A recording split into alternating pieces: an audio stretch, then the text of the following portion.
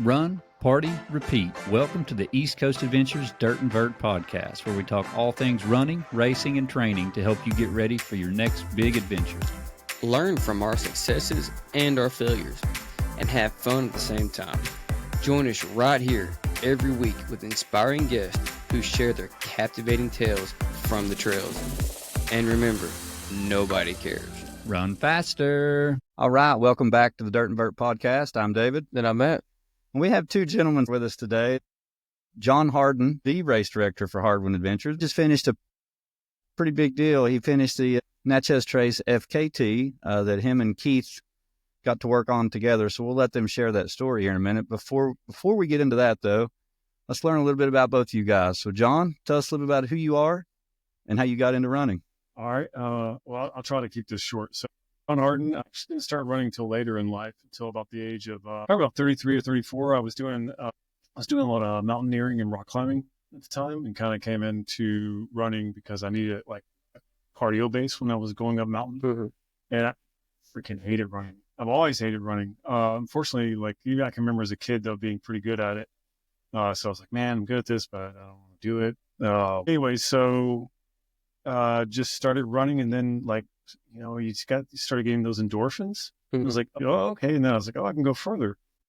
And then I think at the time I was working at a company called Griffin Technology in Nashville, and then I saw a movie of or a show of David Goggins. And this is before David Goggins was big at all. I mean, this is like 2005. I was like, oh man, the guy's doing some pretty big things. I was like, you know what? I'm an adventurer. I'm an adventurer by nature.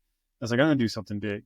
And I was like, I just started looking around, and I grew up going to the Big South Fork quite a bit as a kid, doing hiking out there. And I saw the Sheltoe, and I was like, I'm going to run the Sheltoe. And that's how it all started.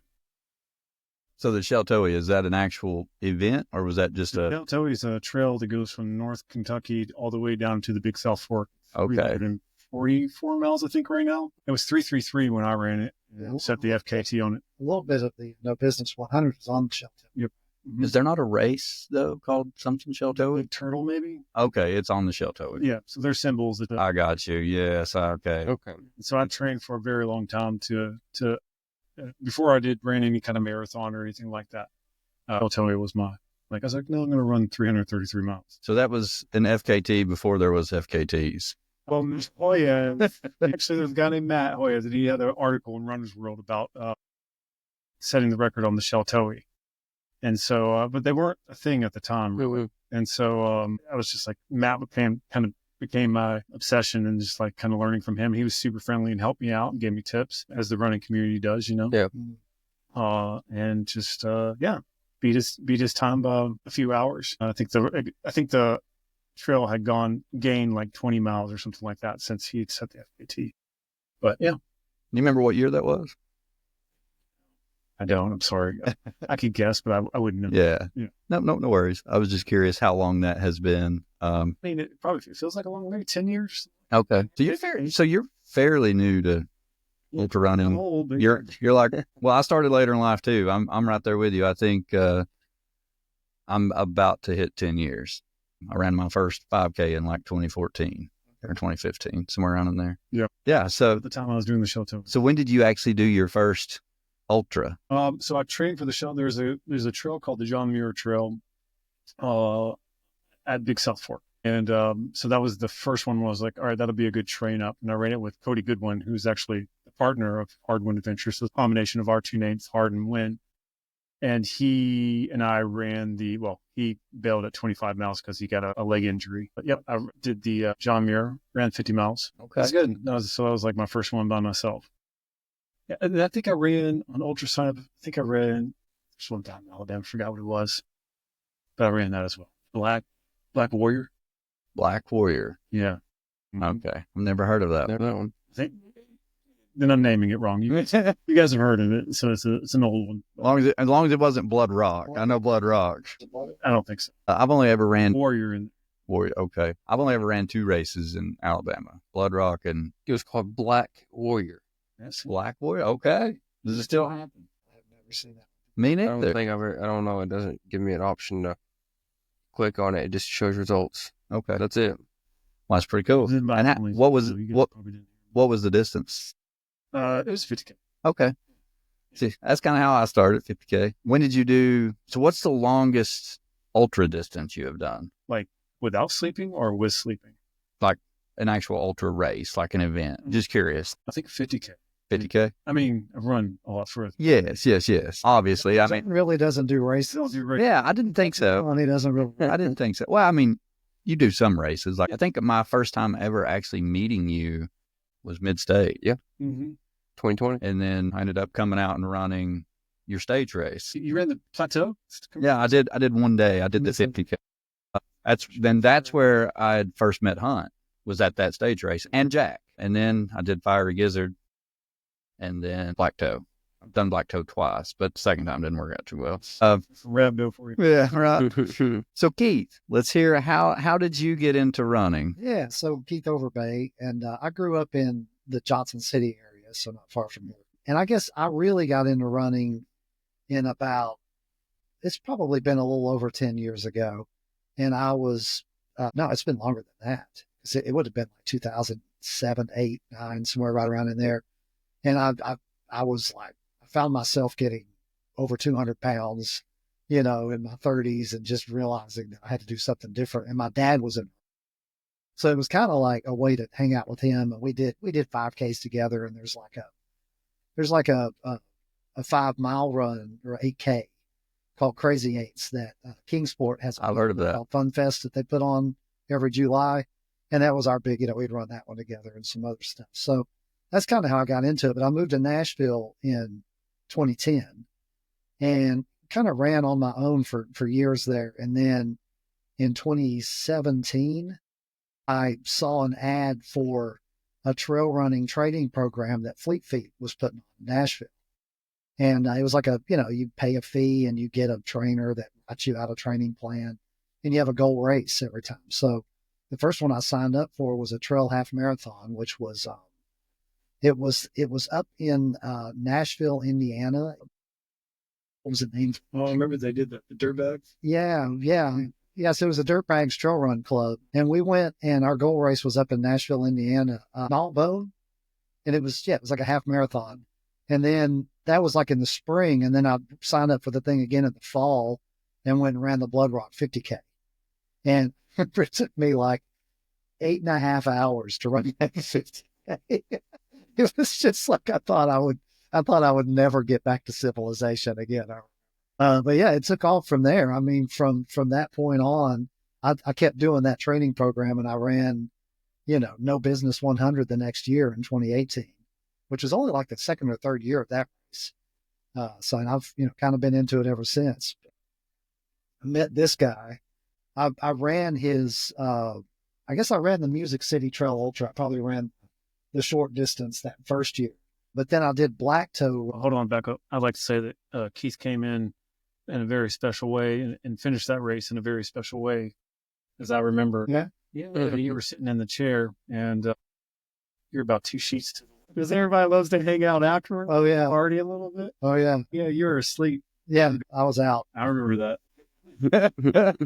We were taking pictures with you. You were passed out. I had to come back and get my car. They go hard. These trail runs, they go hard. But yeah, so Black Toe, the next February, I went out there and it rained continuously all night, and it became a mud fest. And I was driving a little Volkswagen GTI, just a little, which is all-wheel drive. No, it was not. It was a front wheel. But we got stuck in there because there's a low point in the driveway that the creek runs over coming in. Yeah, it was it was rapid. It's just a big wall. Water goes over. Yeah, it was just rapid across that. We all drove up there and realized we're not driving out that way, but you can go out over the hill, up the dirt road over the hill. But it had been raining all night, so it was muddy. And I asked John, I said, "Do you think I can get out that way?" He said, "I don't think I'll do it." He said, "I can pull you." I was like, "Well, the only thing I have is I've got a hitch on the back of this car, right?" So I said, "I guess you could pull me backwards." And he was like, "Okay, yeah, we'll do that." He hitched up his truck to that car and pulled me backwards up that hill in that little GTI. And I mean, it just steering and looking over, it was just, we just went, man. It was just like full send all the way over. And we got to the other side. He said, man, I did not think that was going to work. But he had such confidence. You know, he was like, oh, yeah, I can get you out of here. And it was immediately like, oh, I didn't see that working. So, yeah, I started like helping him with his races pretty much after that. Yeah. And I've been helping him clear trails, sweep, flag, all that kind of thing. So What distance did you do at Black Toad? I've always done, I think that year I did a relay with some friends. But every year after that, I've always gone back and done the 24. I've probably done that 24 hour at least 3 times. Yeah. 3 or 4. Yeah. And usually do pretty well in it, especially when the weather's bad. The worse the weather, the better I do, because most everybody else wins. Understandable. Yeah. It's a hard course. Yeah. What's the elevation of one loop? I don't remember now. 1,200 feet. Yeah. 5 mile loop, 1,200 feet. Yeah. It's pretty good. Yeah. It's quite a bit. No one's broken through yet. Yeah. No, I think 85 miles is about as much as anybody's ever. And I've gotten to 70, but you know, I've always had too long a break in there. So I think if I ever get out there and stay after it, I could get to 80. So We're still waiting for you, Compton. Come on now. I know I got to get this ankle healed first. Johnny would make you the king of that mountain. So no one's made it to 90 yet? 85. Everybody has dreams, and they come out and then they just like, you know, Have you this shit. If people talk about 100, I would say 90. I have to pay $1,500. have you got a belt buckle yet for the first person to finish? Oh no, I'm gonna hand make whatever. I'm not gonna put it away. I'm gonna wait so they can have it customized. Oh, there you Oh, go. yeah. Perfect. All right, guys. I mean, you heard it. Someone's got to go out there and do 100. Yeah, anybody can break the 100 on the Black Toe. I'll be very impressed. Get a buckle and prize money. Correct. That's right. It's all about the prize money. Well, Prize money, or you can get a statue made. statue. Whoa. Like how big of a statue? I think a life size. You go put it out there on the farm? No, whatever they want to do with it. I think they should though. Right. I think it should stay on the course. Like it should be out on the course somewhere. That guy did it. He was the first. Because you know, once someone does it, there'll be a few more come behind it and do it. That's how it works. The way this year's been going, man, I'm going to be a female. Yeah. That'd be awesome. Dude, it is. And I've done better on that course than the men in recent years for sure. I don't think it's just that course. No. It's cool. Yeah. I mean, all of our long distance events, 12 and 24 hour for the most part, have been won by women. Female, yeah. Yeah, it's By far more. You And know. the last time I did Tennessee Mile, I got beat by 2 women the last time I did Black Toe, and I think I got beat by 2 women the last time I did Tennessee. Mhm. And I was way up there, but the women. Women are far better at pacing themselves than men are. That is 100% like that. Yeah, we're just dumb, but yeah, they can pace themselves well. It's funny. Just you mile 70 or 80 into a race, you just might as well plan on. If there was a female up front and you passed her, she's coming back after you. She's just running a smarter race. Well, John, let's jump into actually, I want to ask you one last thing. So this FKT that was just said on Natchez Trace by John Hardin and crew, but this was your second attempt, right? This is my second attempt. Your first attempt, just curious, who was your crew then? Keith. Okay. So same crew, basically. Can't blame it. All right. So just a little bit of background before we jump into the FKT, but how did it come about with you two, and why the Natchez Trace? Where did that come from? Well, so Keith was a huge help in preparing for the Appalachian Trail FKT. So, I mean, he went out with me when we went for a training run, running Maine. And so he was a part of that. He was a part of the race team in Maine. Always kept a cool head, made smart decisions. Yeah. Well, he did set the van on fire. He wired the negative to the positive and positive. And I did straight up start electrical fire on the van. That was During the attempt. Yeah. But besides that, but I fixed it. After running a section with John, I came in and fixed it. and it's just from there, like, I mean, he's at all the track workouts. He's a friend. And so I asked him if he'd be willing to do it. And thankfully he said yes. The Natchez is not nearly as stressful as the AT. So, we got a big RV this time and put our dog in it. And it's kind of like you get to read some books and hang out. And eat some good food. Yeah. And just I had a rolling kitchen and a fresh arcades, food. basically. Yeah. History museum. Yeah. Yeah. The reason I picked the Natchez is, I mean, the Natchez is, a lot of people, I didn't realize this, but the Natchez is just like, what I just said is like a history museum on the highway. I mean, it's just got so much history to it. I mean, you're talking about one of the oldest footpaths in America, one of the oldest of the four. And I mean, people used it to go down into Mexico, up into Canada. And that's when it was just a path used by animals and Indians. Then Meriwether Clark of Lewis and Clark died on it, which is amazing. This is the path that people use. So they would float their goods down the Mississippi, and Natchez, Mississippi was a huge port at one point in time. And it was a very rich port. And so they would sell all of their goods at Natchez, and they'd take the walk back. Natchez, Mississippi, the town. And then they walk back up the Natchez into Nashville or to Kentucky. They actually call them cane tuckers. So and then that created theft, right? So people would rob these people. So then you have highwaymen that want to come and they kill you and rob your goods. And so there's a lot of murder.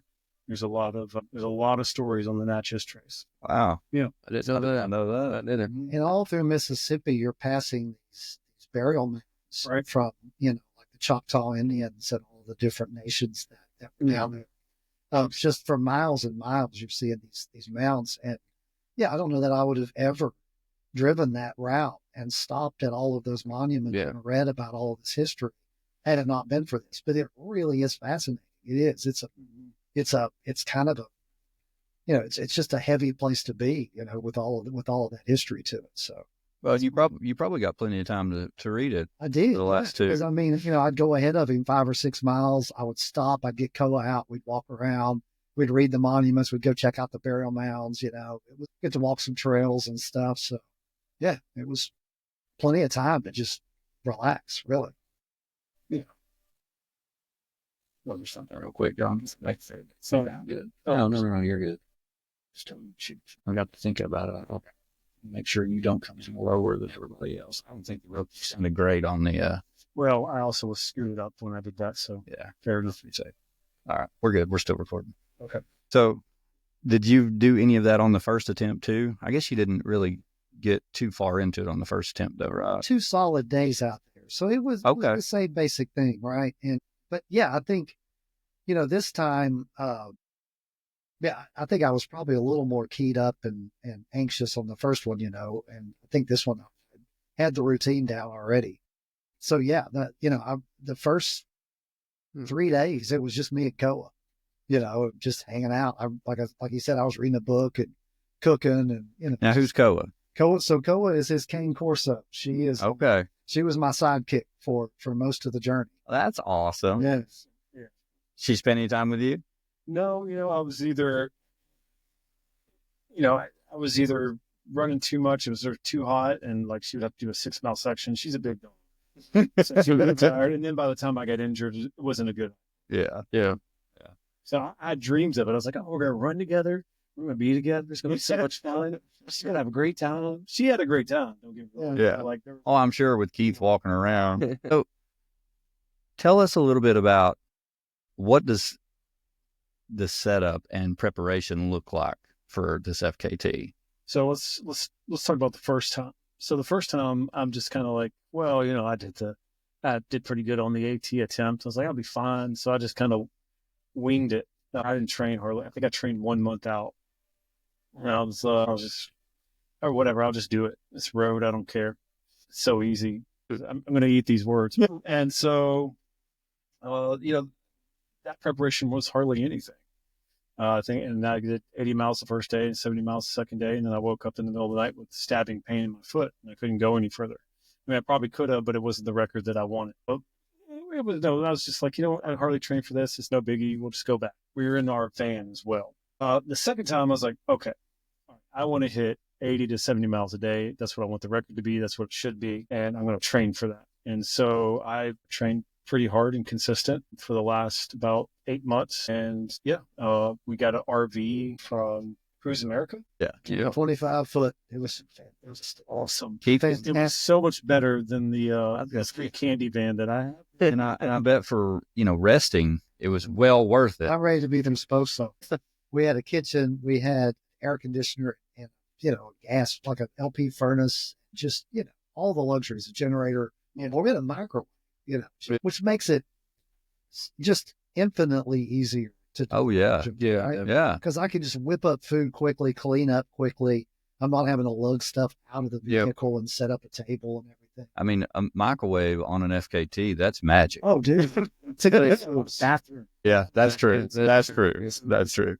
That's very true. Black tank more than you know. And probably even a shower here and there. No. So that was another story.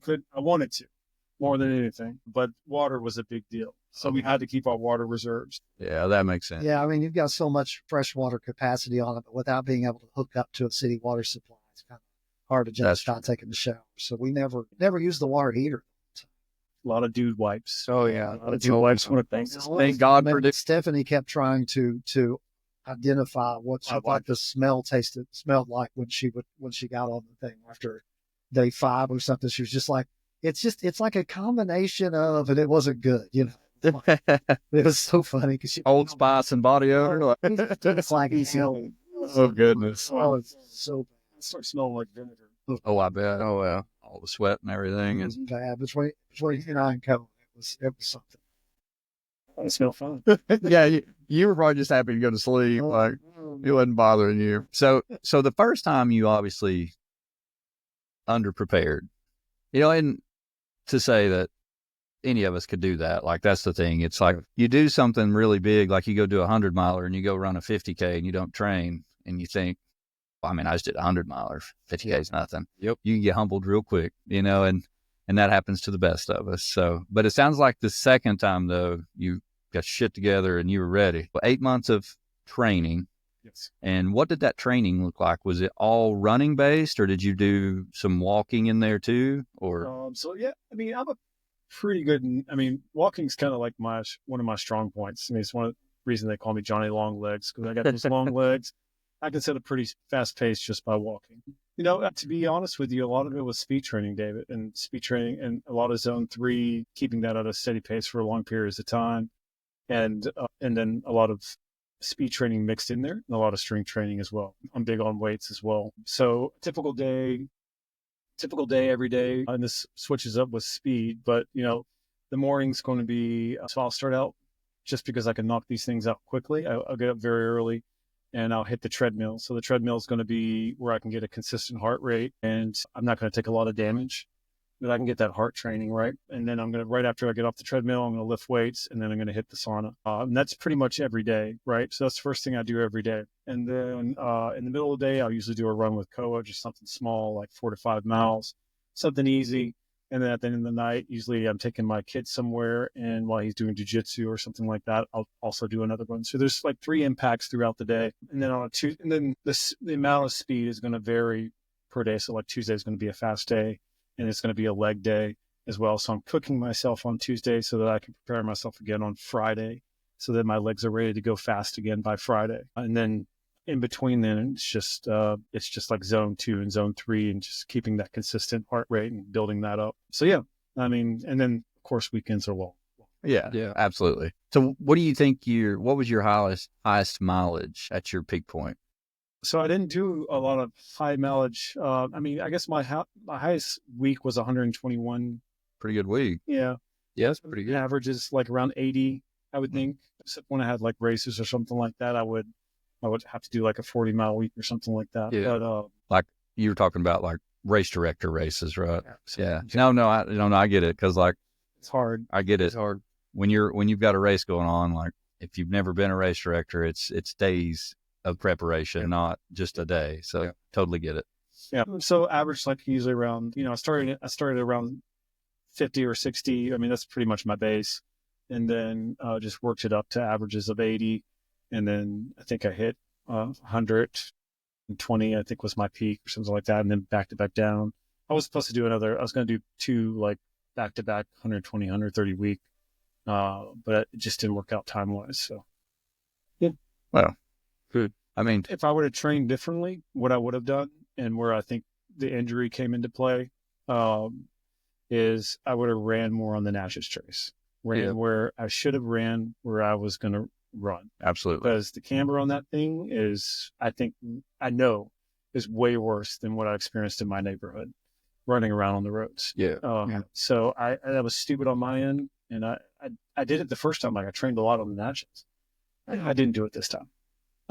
It's funny. We did like a little Christmas special just a couple of days ago. It's a shorter podcast. Well, I shouldn't say short. Never mind. Up 2 hours. But one of the things we were talking like give 12 tips each, and one of them we were talking about is like exactly what you said. Wherever you're racing or wherever you're planning to go, do some of your long runs there, or you don't know what's going to happen. Yeah. It was one of the things I should have done with AT as well. And what's crazy is the injury that you have from that. So we had Fort Frenzy this year, and I don't know if you remember, but we had to change the entire course because trees got blown down. That was during, the hurricane and all that and all the windstorms. So we had to run through a power line climb. That never gets ran. It's not even a trail, but the park made it a trail for us just to put the race on. Yeah. And we had several people that got injured because of the camber. Yep. And one of them actually, their bones pulled apart. That might be the case with me right now. I have a pretty significant fracture, but I don't think I do, but that might be the case. And you very well could be, but that's exactly what happened to them. And they just did it for 24 hours. You did it for 6 days, and I'm sure not all of it was at that camber, but still. Always. Oh, is it? Yeah. And it's always you're either going high wall or low wall, I promise you. Yeah. I mean, when they switch back between each other, you do have a little grace period where you're like, oh, this is Well, and that's good advice. I mean, for anybody that's planning on a really long run, plan some of your long runs there, or you're going to be unexpected. And I strengthened hell of those tendons. Like I knew because I got it the first time. I was like, okay, I'm gonna build my muscle up there. And I was like, she's like, why didn't you train out here? Like, what were you thinking? I was thinking that I like to get as much sleep as I possibly can. It's a lot easier to get out your door. So Keith, what did preparation look like on your side? Were you trying to keep him calm, or was you the guy behind the scenes making the to-do list? Yeah, I guess, really it's pretty straightforward. Like I said, I've got a rolling bathroom for him, right? Which is key. I got to help the gifts. I got to make sure he's basically when you're running. And feeding him is pretty easy. I mean, he's not particular. He's not one of these guys that's got one of these super particular diets. Like it's really, you can pretty much throw anything down his gullet and he's fine with it, So that part's fine. So he's got like a protein mix with some vitamins and stuff in it that he does in the morning and night, right? So you mix those, just make him coffee in the morning, and then, it's just feeding him sandwiches and whatever else I come up with throughout the day. So that part's not that big of a deal, right? There's a constant like planning out the next stop, like, how many miles is the next stop, right? And the first 2 days, we were doing about 6 miles because he was moving a lot faster. He was moving 13 minutes a mile the first 2 days. Okay. And then averaged 12-minute miles because of the stuff. But by day 3, he started developing this injury. He started slowing down. And from that point on, it was like about 4 miles. That is when Johnny Longlegs kicked in. Yeah. Power hiking. Yeah. 16 20s. Okay. Yes, it was 4 miles. And then beyond that, after day 3, it was also kind of starting to coordinate having people to come out and run with him. Because you have, once he started getting in his head, once he slowed down and started getting in his head, I knew the only thing to get him out of his head was going to be to have somebody out there with him occupying his time. So he's not in his head doing math. I kept telling him, quit doing math and just run. And he's trying. This isn't going to be a strong FKT, right? It's going to be very beatable. And he was just down about that. And then we got Pete Schreiner came out, the photographer, on day 3. And he started running out and meeting John, taking pictures. That got his mind off of it. And then that night, Dan and Marla Albert showed up, and we were in Tupelo by then, and we hit rush hour in Tupelo. And God, I've never seen anything like it. I mean, the Natchez Trace here is just like a little scenic parkway. It's a main artery through Tupelo. I mean, it runs right through the city, and they use it for their evening commute, and they're all going like 65 miles an hour, right? Passing cars, it's wild. Now, he had to call and get rescued off the side of the road when it got dark in Tupelo. Like it was really scary. Yeah. Also re-injured myself because I had to run off to the ditch. Yeah. Couldn't handle it. I was getting passed by cars in that RV. People were passing 2 cars at a time with oncoming traffic. Wow. And him out there, on the side of the road in all black. Yeah, all black. He didn't bring a single bit of high vis. Nothing. But But Dan and Marla showed up. We got him off the road. We had dinner. We cooked a nice meal that night, had dinner. And then once the traffic died down, the Alberts started going out and running with him and got him the rest of his miles in that night. Yeah. And then they went home. And then I guess from then on, people were just trickling in. We had Brooke come in and run with him. We had Tony Gross and Jim Byhofer show up and get him through. They got him 30 miles, and they came in with a plan. Yeah. They showed up and they're like, we're going to do 30 miles with him. It's going to take this long. We're going to give him 2 breaks to sleep. They're going to be 2 hours each. And all I had to do at that point was just drive and make food. I didn't have to think about anything else. They handled it. I just followed the back of their hills. Yeah. That was good. And it rained that whole time. Yeah. I just remember their hills just following. And they got him back on track. I mean, by the time those guys left, like it was like, okay, we're gonna get this thing done in inside of 7 days. Like it was looking real after that. And then we were in Tennessee. And then all more people started showing up. Here. Yeah, no, you're good. You're good. And don't worry, I want to get the whole story here in a minute. Yeah. So like what I really want to know is like, so the preparation the week before this FKT. So at this point, did you have everything ready, or was this more of like a last minute trying to get everything ready? I just want to. I mean, it's not like the AT where there's just so much logistics, and you have a big document of all the stops, and you send all the links to Keith where they can drive everywhere. I mean, that is like a lot of right. Mm-hmm. And to yeah. how she had a book, I was like, yeah, I had a book too. Mm. And it takes a lot of work to do that. All the logistics that goes into it, it's a lot of work. The Natchez is the Natchez runs real smooth comparatively. I mean, what we did the first time is that we went down the day before, and that was a little stressful because you get there at night, and then you wake up at 1 to 2 a.m. and you go run. I was like, man, let's get there. Let's hang out a day because Natchez is kind of cool. It's like a cool old town, port town. So we did that, and we drove out on Saturday.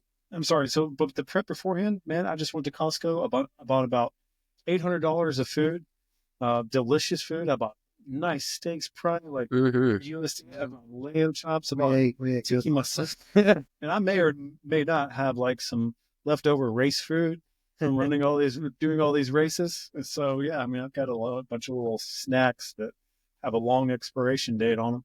So yeah, that comes in handy. So I used it to my advantage. So I was stocked out on all that stuff. And then I got all like the main meats and vegetables that I wanted to get. So it's pretty easy. I put it all into bins. And I thought we'd just stuff the thing with bins like we do with the van. But no, man, so much cabinet space. So it was just like put everything in cabinets. Everything was organized where I don't have to go digging through a bin every time. So we just got rid of the bins and we stored everything in the RV. RV was cheap relatively, it wasn't that expensive. Yeah, $1,500 to do the whole thing. Oh yeah, that's not at all. It's a no-brainer. Yeah. And you would spend that somewhere staying for a week, like Yeah. Well, that was it. I think we got a hotel room one last year beforehand. We didn't have to do that. Stayed at a nice campground inside of Tupelo. Yep. On the way down. And the campgrounds are nice. And then stayed at a campground across the river. Oh yeah, that's beautiful. Sunday night. Mm-hmm. Before we started on Monday. So we had 2 nice places to stay for next to nothing. Yeah, it was low key. I mean, it was relaxed. It was a relaxed start. Well, that's exactly how you need it to be. I agree. Exactly. I feel good. Yeah. Run this damn thing. Love it. So let's talk about the morning of. So Okay. Keith, let's start with you real quick of just how what was the preparation and plan for him? And then John, you tell us about day one and how it went for you and what your plan was. 2, we got up. So yeah, I think around 1:30. Yeah. 1 or 1:30. Yeah. And like I said, it's the routine in the morning is pretty straightforward. He just drinks a protein shake and coffee. Right. So I get up and we had, a tea kettle for the gas stove in that thing. I made like coffee and French press every day. It was really good. So it had a gas stove too? I missed that. Yeah. Kirkland coffee. Yes, it is really good. Kirkland stuff is good. It is really good. Never had that one. This is really good. Yes. Yeah. And I kept the stock with half because I got So yeah, it really is just wake up early, get the water going, make the coffee, give him his protein shake, and then just load up and head to the parkway. And we got to the parkway about, I don't know, probably 2:30, because you started at 2:40. So we got there around about 2:30 and got out and did a little, some stretching and warming up, and then just filmed him at the start line, right? All full of hope. I love it. Full of hope and dreams. Thinking, how will be done in 5 days? And then, sent him on his way, and then headed up the parkway, and there were deer everywhere. There's always deer. There was just so many, just herds of deer everywhere at the beginning there. And I think I probably just went as close as I could get and park, just for that first one. You got to get him through those first few bathroom breaks before he can start to spread it out. Yeah. That was it. It was real easy because you don't need to worry about food. So you dropped him off. Yeah. Where did you go? I just drove up the parkway. On that parkway, there's little monuments all along the way. And they have a nice little, just like half moon driveway, parking area, the little parking area. So you just drive till you get to the first one and just pull into it. So what was the plan then? How many miles were you going to let John go before you met him? Like, what was y'all's plan there? I think on that one, I ended up going out maybe 5 or 6 miles and realizing that was a little far for the first bit. So I think I drove back towards it because it was so early. There's no traffic. Yeah. Right? Yeah. And intercepted him along the way just to check in on him, make sure he didn't need anything, and then turned around and went back. But that was the goal, is just try to find something that's 5 to 6 miles each time and give him the distance. But we're tracking each other on the Apple, phone app. Yeah, absolutely. Yeah. How far he is every time. He knows where I am. I know where he is. And so it's real easy from that standpoint. So John, you're full of hope and confidence at this point. Yeah. Well, first off, I'm regretting the ribeye that I ate the night because it's sitting heavy. Yeah, I was sitting heavy. I remember, I was like, ooh. It's like that red meat. I mean, like it was good in one way, is bad in another. Good that I didn't have to use the restroom. So sorry if that's a little. That's the truth. We're ultra runners. It is not disgusting. Pooping is a major part of it. Yeah. For some more than others. There's a bunch of P's involved in all those P words. So I'm starting out, and it's not hot outside, but there is a thickness to the air outside. And it's I can't get it off my skin. Yeah. And so this plays a little bit of a role later on in the day. But so that's the first thing I kind of noticed. And I noticed that I'm tight. I'm tight in my hips. Man, I'm just starting out and I'm feeling tight. What's going on? But first off, I wanted to start at 2:40 in the morning because I actually wanted to start a little bit earlier because no one's on the Natchez at 1 a.m. in the morning. It's someone coming home from somewhere, but it's very far and few. And you have the whole thing to yourself at 1 a.m. in the morning till like 6 a.m. So you got 6 hours of this straight road. You can turn off your headlamp. The Big Dipper is always right in front of you, and you have a beautiful scenery in front of you. That's awesome. And it's super relaxing. You can kind of go into like this little meditative state of like, you have these noises going on, and they're always the same, right? Because you're always on the same or the same cadence. So that's something that I'm always thinking numbers. I'm always thinking like some kind of pattern. And so those things are really helpful to me because that's kind of what drives me. So I like those things and I like the consistency of them. So the morning time, and we can get into this later, but like the morning time, if I were to do this again, we'd start at 6 p.m. at night. I mean, because you have it all to yourself until 6 a.m. Is that a 2-lane highway or 4-lane? It's 2-lane the whole way. Yeah, and pretty much every road that intersects it is a country with off ramps. Yeah, it isn't. There's these little like dirt roads across it, but any significant road, it's like built like a highway interchange with an overpass. So it's a limited access ish. I would say, but there's these little dirt roads that cross it every so often too. So did the traffic slow you down? Did it mess with you? It does the second day significantly. Oh, really? Yeah. Okay. So, and we'll get into that. But so the first day, I can just kind of first day, I'm feeling great, right? So I'm taking all these videos. I'm like, here's what I'm going to do. I'm going to do TikTok videos every 10 miles. I'm going to edit while I'm running. Yeah. And you were confident. I bet Keith was laughing. He said it on one of the guys. He's like, all right, cool. It's Scorsese, we're running. He's like, I was like, all right, let's stop. Because I don't ever do that stuff. Yeah. I'm the worst person at marketing you can ask anyone. I'm right there with you. Steven, yeah. So, but I was having fun. It was like, oh, it's something like to keep me distracted. And I was like doing like this little darkness. Like, I'm an influencer. Anyways, the dreams got crushed later. Mile updates. I'm going to do a 10-mile update every 10. I kept seeing 10-mile update. For the first 30 miles. Yeah. Yeah. It's like, okay. Yeah, that I didn't do anything. You know, another fascinating thing about the first day is, and I kept meaning to tell Keith this, but like the trees kept falling next to me. So like, not like, you know, with tree branches, like the whole damn tree would come down. So the first one fell, I was like, oh man, I haven't seen like a full tree fall in a long time.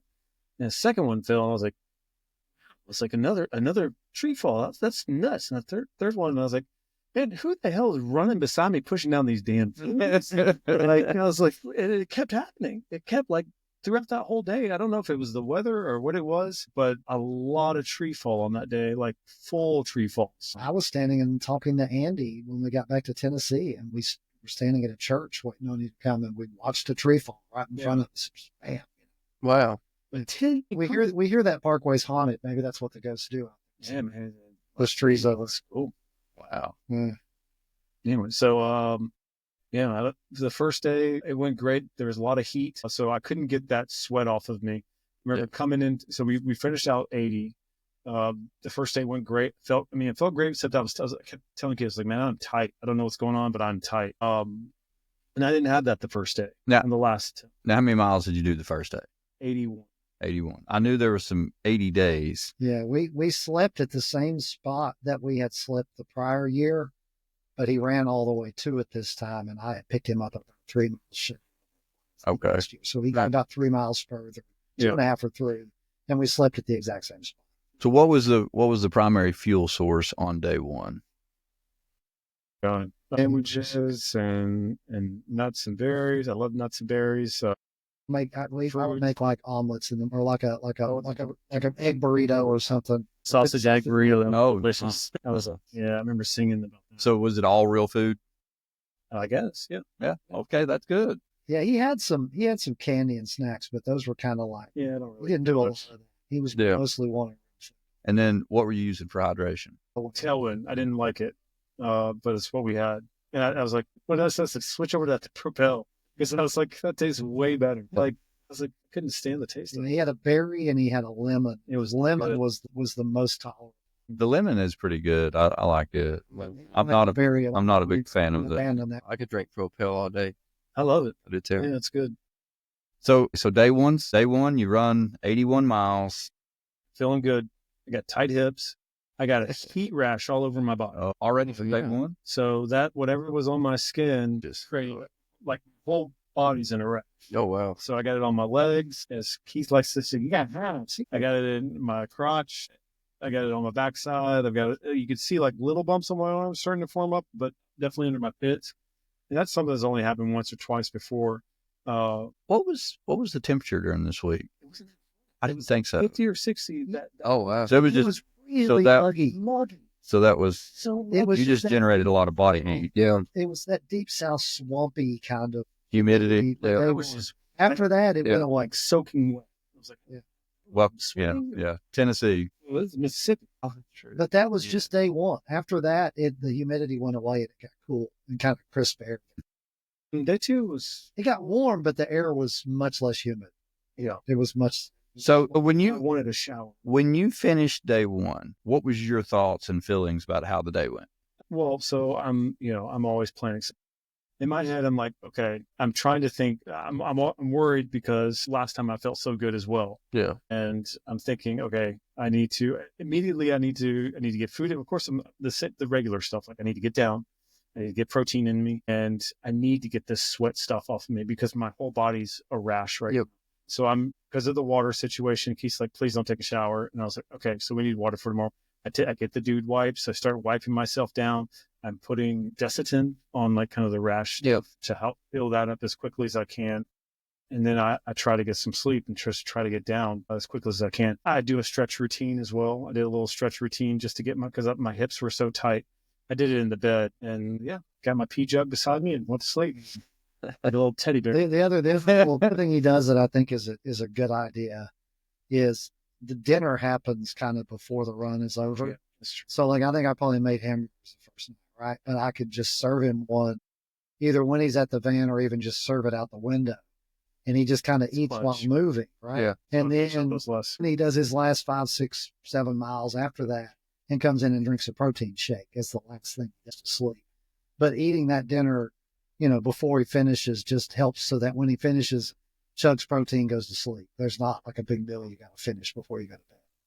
So from your perspective, Keith, day one, how did you feel it went and how did he look? And yeah, I mean, it was like clockwork, right? Day one was clockwork. Like I said, I was able to go 6 miles at a time, had, plenty of time to kind of hang out and wait on him. It all just went like it was supposed to. Yeah. And and I was having fun.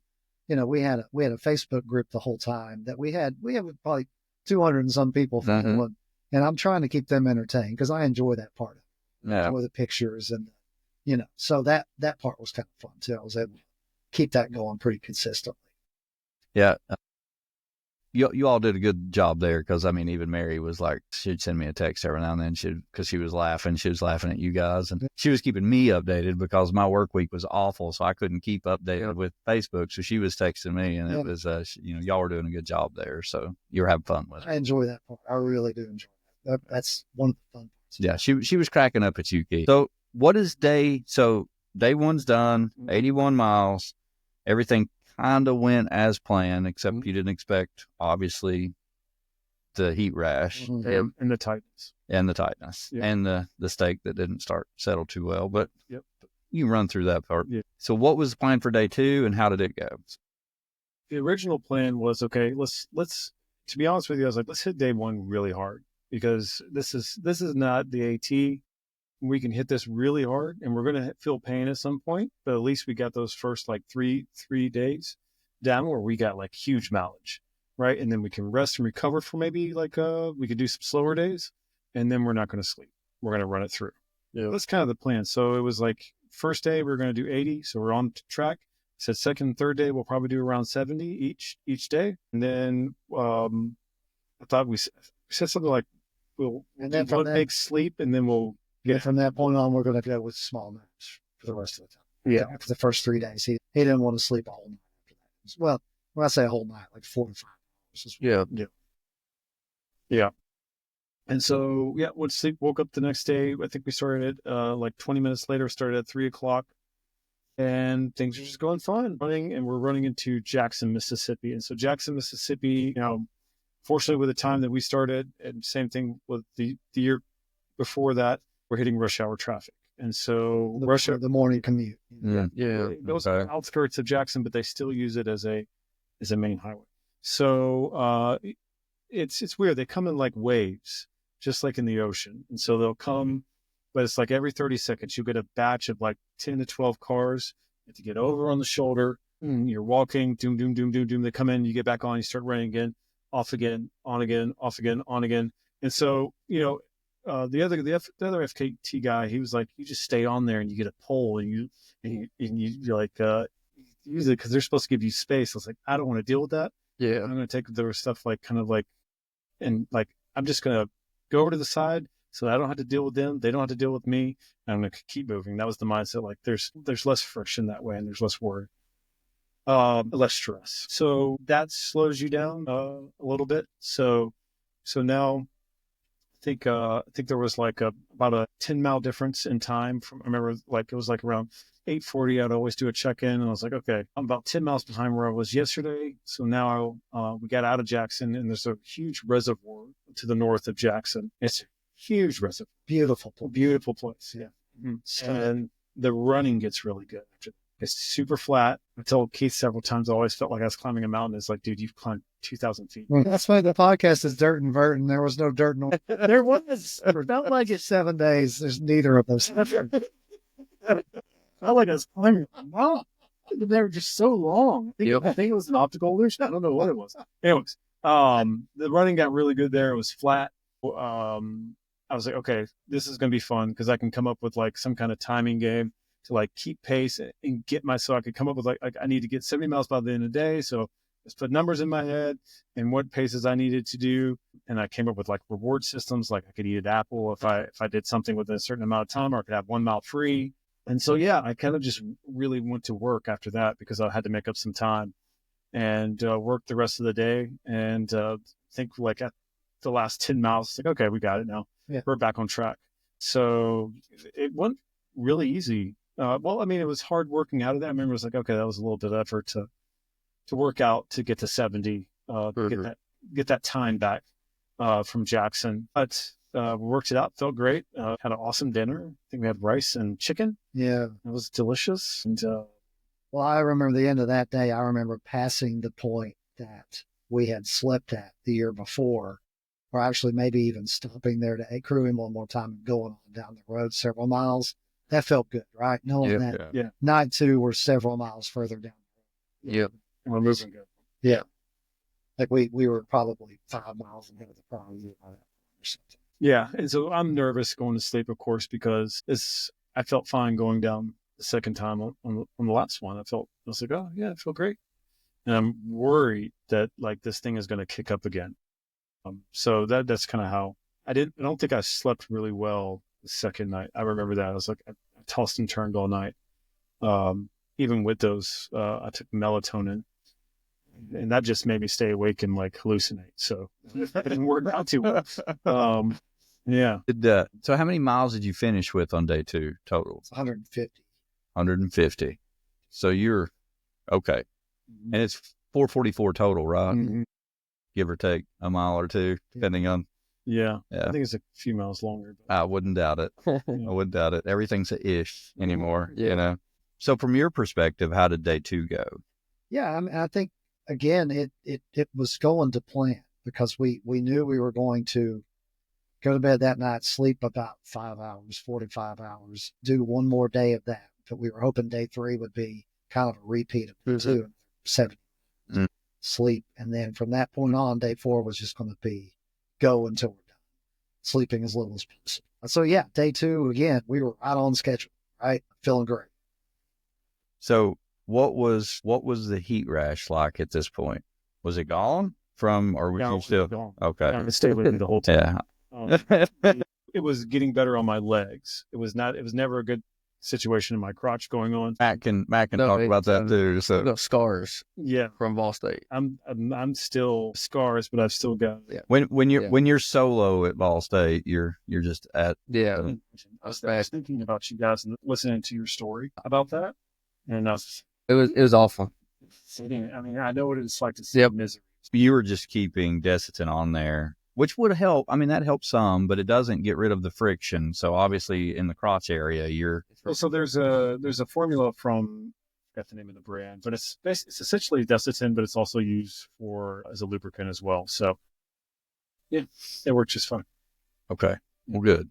Yeah. And I had some salty britches, but I didn't use that as much in those areas. I used more because I wanted it to heal. And I feel like that's kind of a heat layer in itself. Yeah. Yes. So I didn't want that. Yeah. Yeah. I did learn at Ball State with the adventure runners. Is that what they call themselves? Journey runners. Journey runners. I'm sorry. Not to disrespect anybody. They are big fans of Desitin, and higher zinc, the better. You know, one of the ones that they told me to use, which I still have some in my box and I'll keep it there forever in case I ever need it. But it was it's a little kid standing there with a naked butt, but it's called something something butt paste. It's like one of the strongest ones. And it almost looks like the same tube of salty britches. You know, it's the same style. Yeah. I keep that in there for really long stuff. So, I mean, obviously you were doing the right thing. I don't think salty britches would have helped you at that point. You would have just created a heat barrier. I think so too. Yeah. I think it's called they're an old school brand. I mean, they sent me like about 200 samples when I first started Hardwin. This is a long time ago. And I still have a lot left. And I've always loved that kind of like held on to it because I don't know if they're still around or not. Oh yeah, I remember those tubes, but I don't remember what was on them. Just Barefoot something. I can picture it, but I can't think of what the brand is. It's good. Well, good thing you had that. Yes. And So did you stick with the same fueling strategy for day 2? Mhm.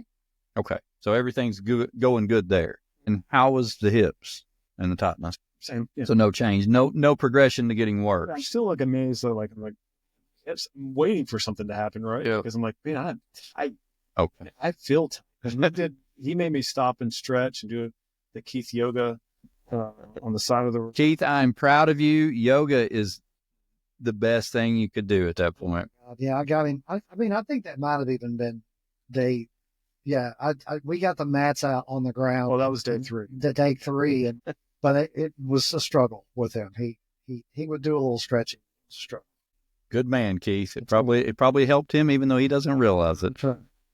All right, so let's jump in. So day 2, you didn't sleep that well. Obviously, you said you took some melatonin, but so what time did you start, and how did day 3 go? I think we started a little earlier on. I was up, so I was like, How much sleep did you get? I think I probably got 2 hours, maybe. I probably got 4 plus. Yeah, I was just sitting there. I should have just gone. A nice little perch. Yeah, you had to sleep. I was jealous. He was taking care of your ass. He had to sleep. So let's hear I it. feel like it was like 2 a.m. I feel like we started. Yeah, we started. Yeah, because I remember right when you got it, I was like, hey, Fingers. Need my coffee, Keith. Coffee and protein shake. So what was the goal for day 3? Okay, so 70 to 80 was the goal every day. I mean, the overall, I wanted to, I think I said this, but I wanted my average to be around 80 to 70 miles for the record. That's what I think that's what it should be. Okay. Yeah. Well, everybody has a goal. That's the thing. It's Ken Zemock said it the best that I've ever heard anybody say it. And this is when he was playing in Ball State, and he absolutely destroyed Ball State. And but he said, I make a plan for every race. He said, but I just plan the plan. Yeah. Whatever happens in the race then just happens. He's like, but I always have a plan, and I plan the plan. And then as soon as I start, plan goes all to, it just goes what it is. But I try to stick to the plan until I can't. Most of them, the Mike Tyson line about as soon as you get your plans out, and as soon as you get punched in. Everybody has a plan until they get punched in the face. Yeah. One more is it no good plan survives first contact. Yep. So let's hear about day 3 then. And is day 3 before we start? Is that when the foot? Yes. Okay. Yeah. All right. So let's hear about that too. Okay. So day 3 is great because it was great running. As far as no hills or anything like that. It's flat Mississippi cotton land. We're out kind of rural, not much traffic. Everything's just flowing great. I'm making better time than I was. I think the first, I was like, oh man, we might get 80 today. I was like, I'm going to surprise Keith. Like, what do you think about that? I was a little worried because I didn't get that much sleep. And then right in mile 40, we're way ahead of schedule. Mile 40, it just kind of, I remember it's just crept up, and it crept up quick though. And it was my left front tendon right here. Mm-hmm. And still swollen. It's still swollen. Yep. And it just flared up, and it flared up quick. And I was like, I got into Keith. It's like, man, my foot's pretty messed up. I was like, I don't know what to do. He's like, is it the same place as last time? I was like, it's the same place. It's on the other foot. Thank God it didn't happen on both of them. And so we did a stretch routine, and I'd say that KT taped it at that point, I think. I don't know if I know we put compression socks on at some point too. that was the next day. That was the next day. Yeah, I don't think I was like, yeah, you're right. Well, Let's put some KT tape on it. Maybe let's just rub some potion on it. I think we did some I picked up some roll on icy hot stuff. Yeah. Whenever I picked up one of those at a Walmart that we passed. We tried some. That at least helps mask the pain for a few minutes. Yeah, the menthol stuff. No. Yeah.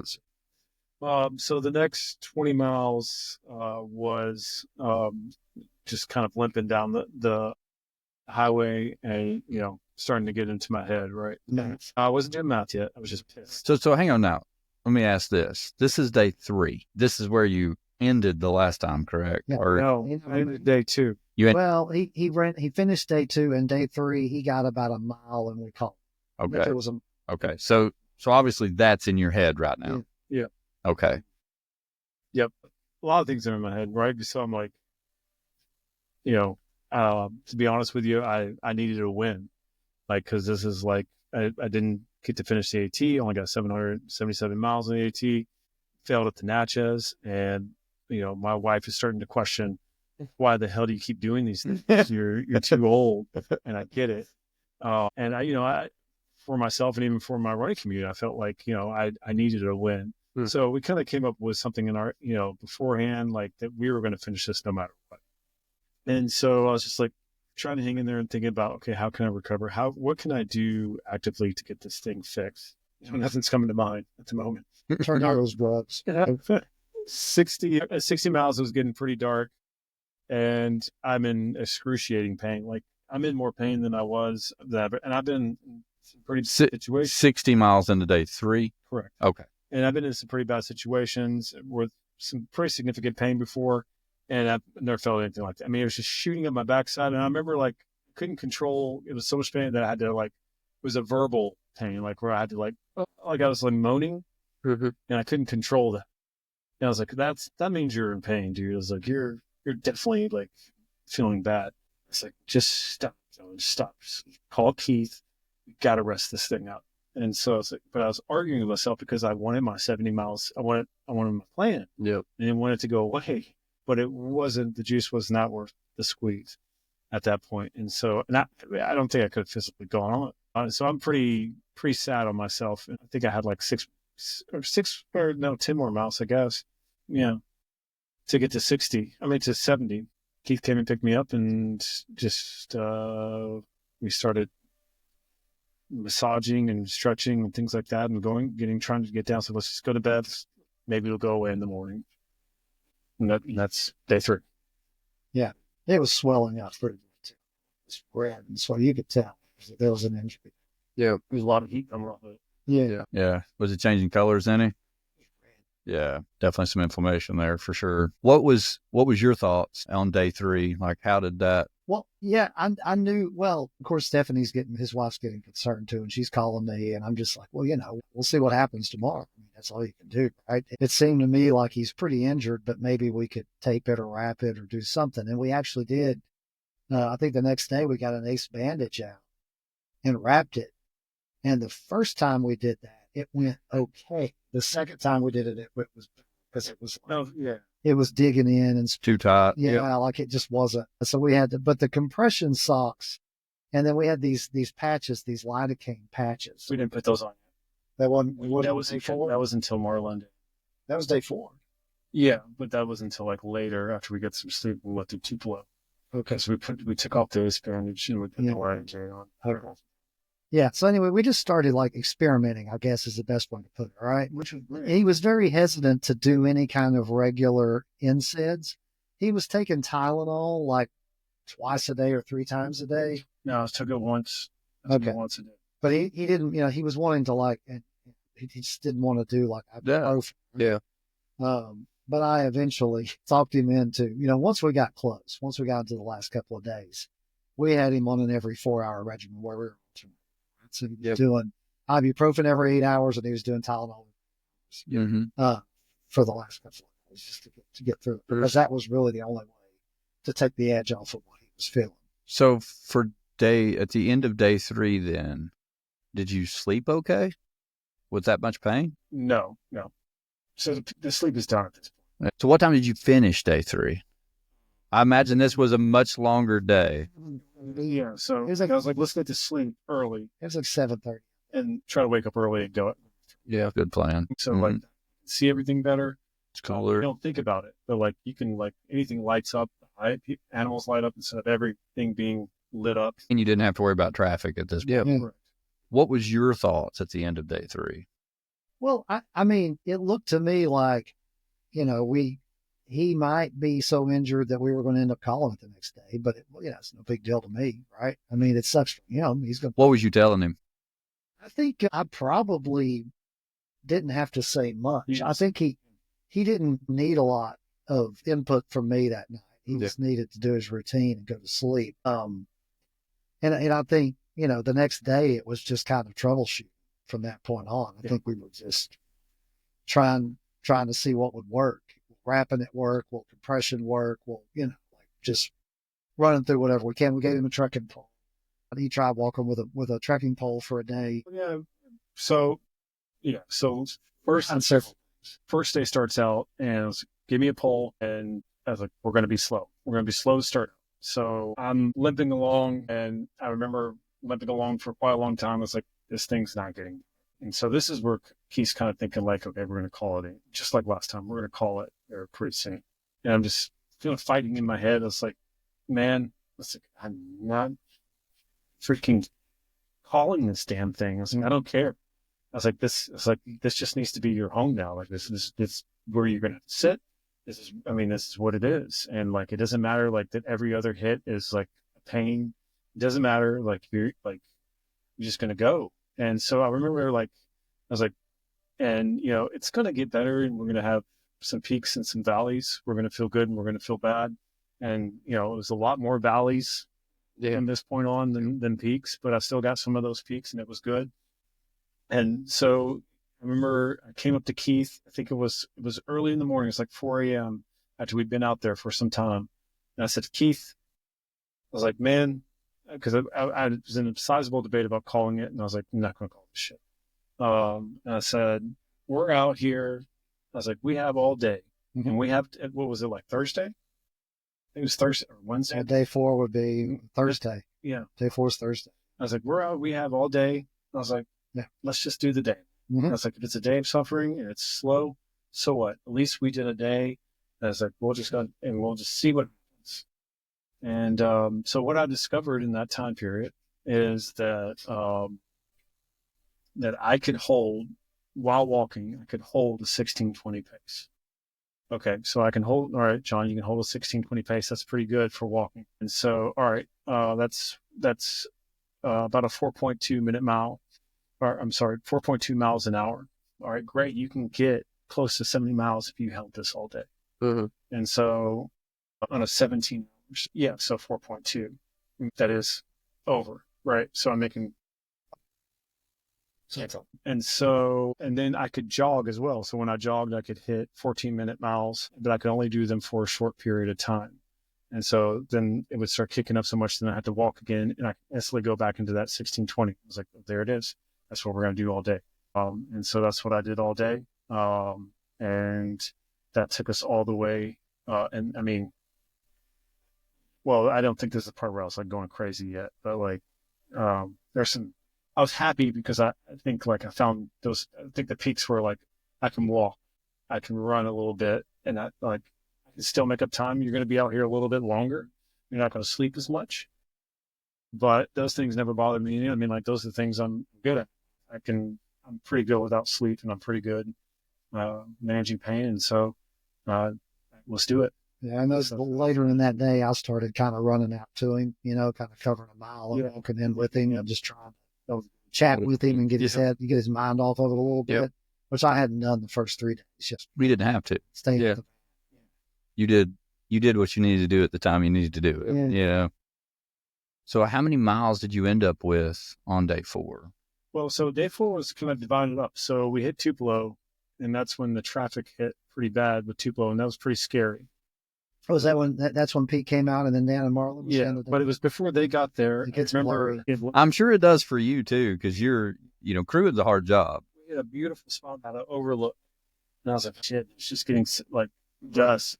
And I was like, man, should we stop here? I should start listening to myself more. Like, I should stop here because if traffic's getting kind of bad, it's going to get worse. I was like, nah, let's just keep going. I'm feeling good. And so I kept going, and then kind of re-injured myself because I had to like, there's no embankment on Tupelo, so you get to like kind of run down to the side, and I think I kind of hurt myself. Then I was like, Keith, I'm gonna get hit. They can't see me. I'm wearing black.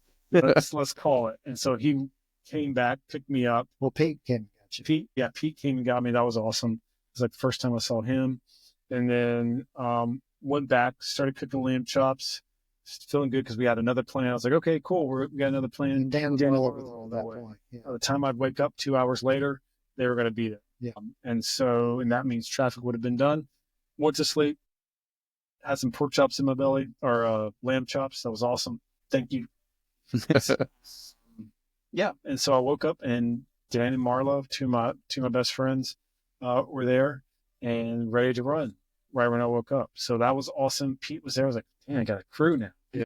So got up at, I forgot what time it was at night, like 8 or something like that. Yeah, it was like late night at that point. Yep. And so rewrapped the bandage, and this is where, so I start running with Marla, and I'm in pretty bad pain. I was like, oh, it's just typical because you're starting back out. Yep. And then ran 4 miles with her, switched with Dan. I'm in a lot of pain with Dan. I'm like, this works. And then, like, you know, I'm paranoid because I'm a people pleaser. So, like, I'm always thinking about, like, is Dan having a good time? Am I engaging him enough? So that, you know, that's one of the stressful things for, like, when people come out, like, I'm always thinking about them. And so it's like trying to make sure that I was performing enough so that he was, you know, happy. Yeah. I'm like that. I don't know what idea I had in my head. Just because he's somebody I run hard with usually. Yeah. So, like, it's like, okay. Anyway, so we ran with Dan, and then I think we got to 60 miles. We finished out 60 miles at 1 a.m. Yep. We finished at 1 a.m. We finished out, and then we're like, okay, we're going to take a 2-hour nap, and we're going to wake back up at 3, and then we're going to run again. And so, and then I took the bandage off. Yeah. And it was like, Part of my leg was like this small. It's like, that's the problem. We put lidocaine on it. And man, it was like a whole new.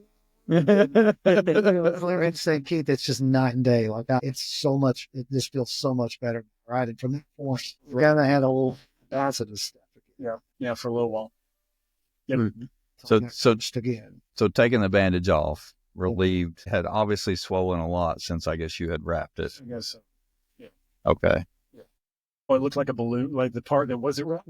Yeah. Balloon down. Yeah, that's what I figured. I wondered if it was like swelling out of each side. I had some knee-high compression socks with me that we put on. That's why I'm old man. Yeah, baby. They're going up to the knees. Yeah, I was running like, because I was they look like a mall. Silver sneakers. So day 4, you take the bandage off. At what point? This is I guess the day 5. Yeah, I was gonna say. So, at what point did you take the bandage off? Was it already past midnight? Or you? It was before. Yeah, I think it was before he went to bed. Because what happened was he'd slept a little while before Dan and Marla got there, ran a little more, and then we slept again, kind of in the wee hours of the morning for a couple hours, and then started back up. They hung out for about another hour or two, and then they had to be home, so they had to leave about 6 or 7 or 8 or something. They like left that. at like 6 a.m. Yeah. So they left about then, and then we were in day 5, and it was just me and you because Pete hung out. Pete hung out pretty late on day 5 before he left. Yeah, he left when we were just about to the Alabama state. Is when Pete had to go. Yeah, I think day 5 was probably my worst. That was the lowest point that I can remember from just where he was mentally. The end of day 5, he was destroyed. I mean, he really was just sort of as down as he was throughout the whole appear chipper to Pete. I was like, yeah, hey, Pete, but I was in. But we were just about to Alabama. And I remember he came into a spot where the sign was like showing 144 miles to Nashville and 300 miles that he'd already covered. Yeah. And we were so close to, I was like, look at that sign. Yep. He just looked over and just no reaction at all. Just looked back and kept walking. Like there was just glazed over. No excitement in him at all. I was like, oh boy, it's going to be a rough one. Right? You were digging in that pain cave. Yeah.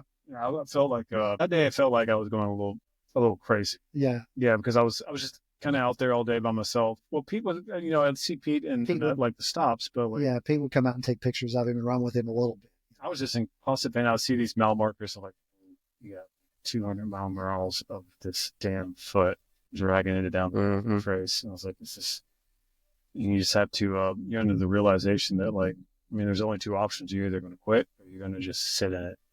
And so, just sit in it for a really, really long time. I was trying to get him to the Tennessee River that night, and we ended up stopping probably 13, 14 miles shy, maybe 15 minutes shy.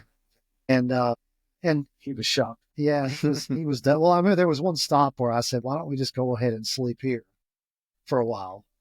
And you'll get up and try again, after some sleep. He's like, no, I got to get more miles in tonight, right? And So I went on to the next one, and that was probably like a 5-mile section. And by the time he got there, he was done. He was so we slept there. And we were just shy of the state line. We hit it early the next day, right? Mhm. And right as the sun was coming up the next day, Brooke Wanzer showed up. Yeah. And kind of ran back and met him before the sun came up. And she got to kind of she didn't get to stay long. She only stayed a couple of hours. Well, that was it. We were into it. So we moved to that night. That was day 6 at that point.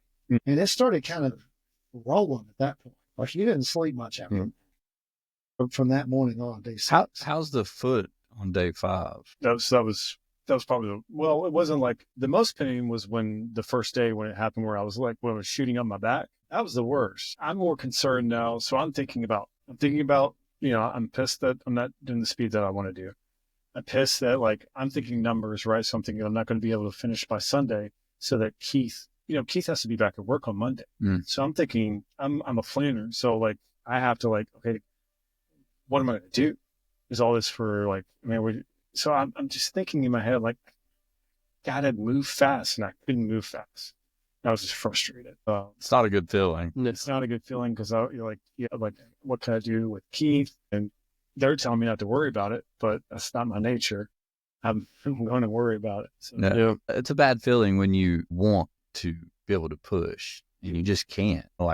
You feel like you should be able to run faster and you want to run faster and it's just not there for some reason. Tell me it was brain juice. And I was I mean, a lot of it was, right? I mean, a lot of that, because, the last, how many miles did you run in there at the end? It was 6 or 7 after having gone for 48 hours on 2 hours of sleep, 140 some miles. The last 4 miles, he was running a 12-minute pace. And it is just endorphins and adrenaline. Right? Mm-hmm. And when he was all in his head and down, his brain just wasn't producing the chemicals he needed to,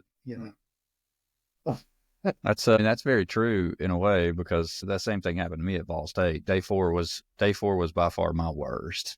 I slept for 8 hours and I woke up like a new man. But day 4, I was about ready to quit. I'd called Mary. I told her, I hated this race. It's stupid. Why am I even doing it? No one cares. And then, take an 8-hour nap and wake up and I'm just a completely different person. So there is a lot to be said about being in your own head. Your own voice can bring you down sometimes. And absolutely. And you don't realize it that's what's so frustrating about it. You think about it later and you're like, well, some of that was in my control. And as much as we don't want to admit it, some of it is, but it's completely different though when you're running with an injury. So that's the other piece. If you get in your own head and you're injured, it can become an avalanche real quick. But sounds like you managed it. So we're finishing day 5. You're not sleeping near as much as you were on days 1 and 2 at this point. So sleep deprivation's playing a little bit. Surprisingly, I felt great the whole time. Did you? Yeah. I don't know why, but I was always able just to bounce right up and I felt fine. There was only one time I hallucinated. It was pretty early on. I think it was the second, third day. Right when I woke up, I was like, I'm still feeling a little tired. I saw a fox chasing a rabbit, but they were connected. And I was like, and I felt nauseated. I was like, I need to sleep just 10 minutes. Pick me up a 10-minute nap. Boom, right back on it. Okay. I felt, and then, but yeah, I don't know. I felt great the whole time as far as mentally. I felt that I could, I was wide awake. I wasn't struggling with sleep deprivation. Yeah. I don't know why. Well, I think it definitely plays an important role though in endorphins and in your mood. Probably so. And, and that's the thing is same for me. When I was running, I felt I was awake. But man, was I a bitter person, I was. And I don't know if that's how he was. Did he just get to the point, you said, you were trying to pump him up and you're like, look, you only got 130 miles left. And you're like, yeah. It might as well have been 600. Yeah. Yeah. And that's probably not typical John, so there's probably some of that involved in there, being in your own head, but yeah. Well, and he's drugged me through the late nights at no business a couple of times where I've been to that point, I mean, we all lifeless. Yeah. And then the sun comes up and the next thing you know, woohoo. So when we wake up on did you sleep at the end of day 5? Okay. And what time did you lay down, or what time did we finish day 5? Yeah, at that point, it really just all blurring together. I just, I remember sleeping at this big huge. There was a big circle way off the road that we got to park kind of back off the road where it was really quiet. And there was just these clouds, these big, fluffy, pillowy clouds in the sky and a full moon. And it was just magically beautiful. Really. Oh, that's awesome. That was one of the best parts of that road is that we had a full moon for a couple of nights. And I mean, the sky was incredible. It was absolutely. We got up early. I remember we got up at like 1 a.m. or something like that. I remember getting up. It was the full moon, and it was just the most beautiful sky. Yeah, yeah. And that was just like, man, I could just. I think Dog Hill with that, like that. I was like, at least, like, I don't care what. Like, this is just beautiful. Yeah. And it was a meteor shower going on at the same. Oh, wow. So it was just like. Oh, wow. Yeah. And then Brooke came, and it was still. She came around 4 a.m. It was still dark out, and then we saw like a row of straight line of like red lights, just lights, not red lights, they were white lights. Oh, that light. And I was like, "What is it?" I think it's got to be Starlink. Yeah. It's so cool. Yep. It was neat to see. Probably was Starlink. Yeah. Mm-hmm. So how many miles do you have left starting day 6? So we would have been, I think we were inside of about 140, something like that. I think it was like, I started I think it was like 130-ish to 140-ish. It was something like that. Because it's funny because his last if you look on his Strava, the last one that he recorded was like 143 miles over 48 hours with about 40, it was like 45 and a half hours of moving time, 2.5 hours of downtime in a 48-hour period. It's like, I think it was like 130 something. That's kind of where that started that morning, because aside from like naps, that we built in was about it. I think that's where we were. Yeah, I think that's where things like no, that's day 6 and 7. Day 5 was before. We're talking about day 6 and 7. Yeah, so day 6 and 7. Yeah. Okay. Day 6, did it go the way you wanted it to, or did you? Well, day 6. That started out with was like, yeah, it started out slow. Tony and I was like, I'm slow. And then, well, no, that's when Brooke came out, right? Or is it day 5? I think Brooke was there the morning of day 5. And then I think that night is when Tony and Jim showed. Yes, you're right. I'm sorry. Yeah. Okay. So Brooke showed up on day 5 to come. Did she run with you or just come out and crew you? Or for like 2 hours. Wow, okay. She really just drove down, ran with him for 2 hours and had to go home. Well, that's awesome. And then so cool. Shortly after that, I crossed the Tennessee border. Sweet. When I hit the Tennessee border, that was a lot. That bumped you up. Yeah. I felt really good about that.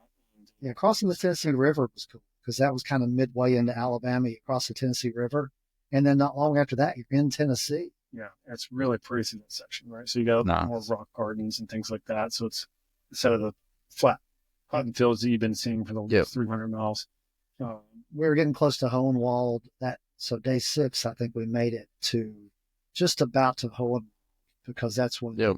Familiar with that town. I think that's the only part of the Natchez Trace I've ever been on. Ever been by, and that was during Ball State when I ran from Hohenwald up through it, and it's got those big signs, and I was struggling hard at that point. But I remember that little section. So Stephanie and Z came out and spent some time with us.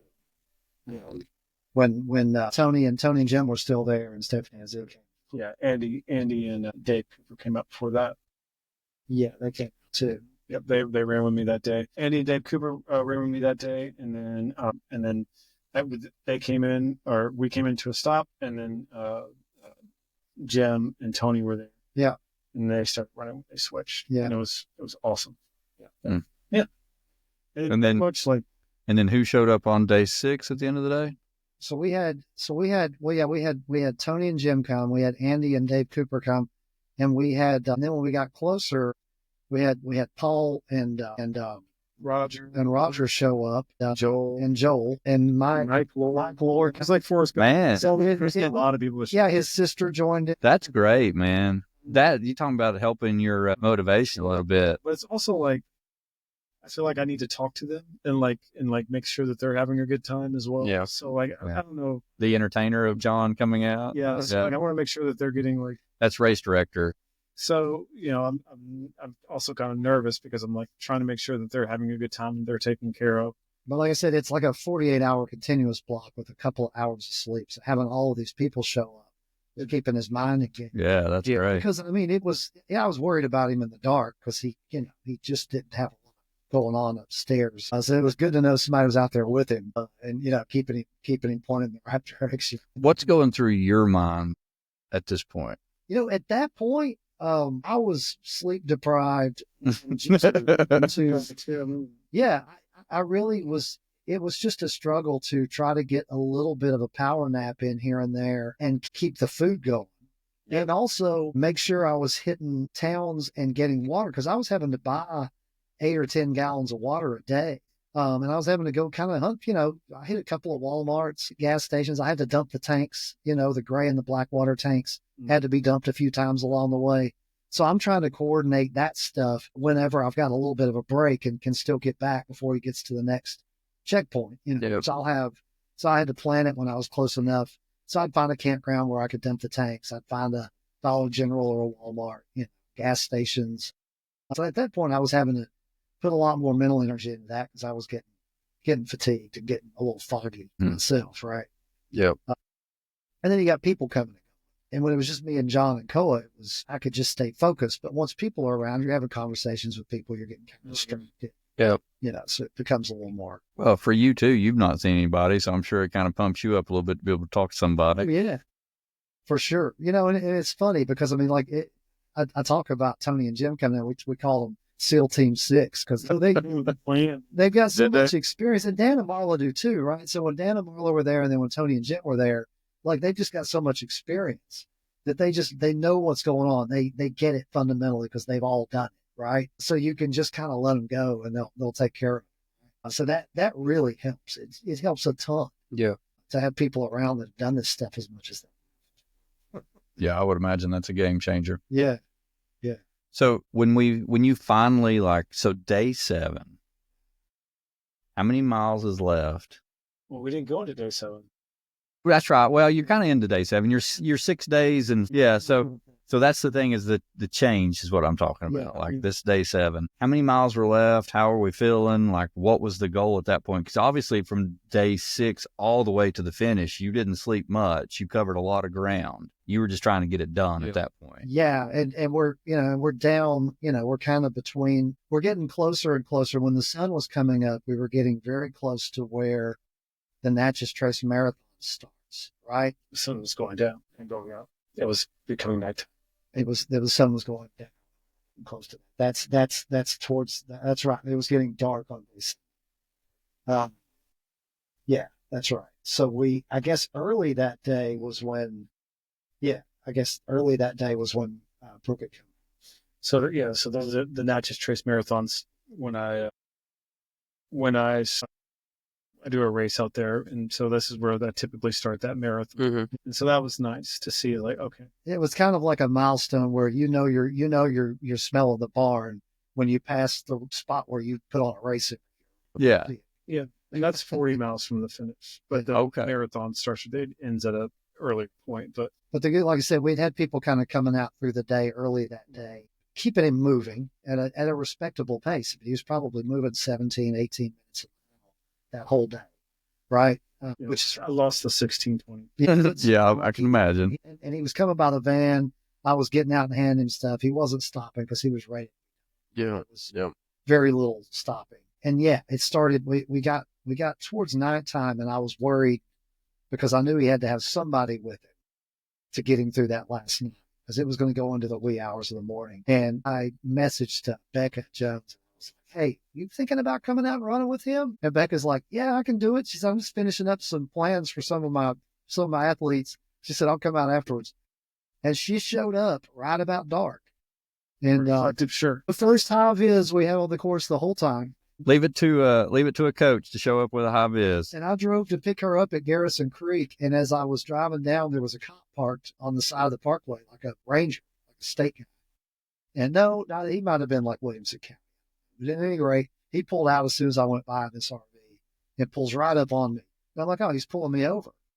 And I thought, well, I wasn't speeding, I don't think, right? I was going 50-ish. And sure enough, as I'm pulling into Garrison Creek, Becca's sitting down there waiting on me. And there's blue lights behind me pulling into Garrison Creek. And he walks up to me and he says, "Sir, the reason why I pulled you over is because you don't have any tail lights on this rig. That's a rental, right?" I was like, "Oh." So when you had the lights in the automatic position, not like the on, but like the independent auto, the tail lights would just go. There was some kind of a problem with the circuit. But when I turned it to on, they came on. And he was like, he's like, "Are you here with that runner I heard about?" And I said, "Yeah," because I'm wearing a crew chief. And he said, "All right, well, tell him to be careful, man, and good luck." Yeah, that's good. That's awesome. So he just made sure my lights were working and sent me on my way. But we had a little bit of that. We had, people that had heard about it doing it. So I picked Becca up, hightailed it back to him, dropped her off, and then from there it was like Becca running with him the whole way in until other people joined in closer to the finish. Yeah. Brooke came back out. We had a whole crew at the very end. Oh, yeah. Running across the bridge. It was awesome. 96. Yeah, it was like 10 people. Yeah. Yeah. It was great. Waiting. Yeah. Well, that was Good smart. that people came out that late at night. Yeah. That was smart on your part to call Becca. Yeah, dude. It was like calling in. No, Just somebody. Just somebody. Like that's the thing. And Becca is really good at that. I mean, that's done with this stuff. And she's just, Well, Becca is a very positive person Yeah. when she's out there. She really is. Yeah. And but she also doesn't care to call you on your shit either. Yeah. And sometimes we need that, especially multiple days into an event. Yeah, well, Becca was my saving grace on the Ozark Highlands FKT.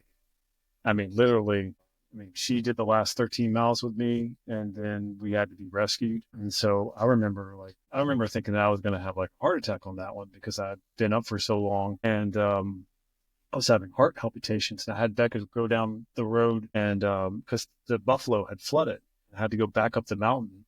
But I'd been up for 2 days, and I was pretty delirious, and I was losing body heat pretty fast because it was getting cold, and we prepared to be done. And Becca Jones was there with me, man. Like we were kind of freaking out, and then she couldn't find anybody on the road. And she said it's flooded on the other end too. She's like, so we had to get a rescue, and so we basically walked a field and stuffed ourselves full with hay, me and Becca, and we stuffed ourselves like scarecrows, and we found a ditch to get out of the wind. And I remember just jackhammering, and she just kind of being on top of me and sleeping. We fell asleep for like 2 hours. I woke up to rangers rescuing me. So she was she's an important piece to me of like, she helped me get through that point. Well, I mean, Becca laying on top of you, that only covers half of you. Snug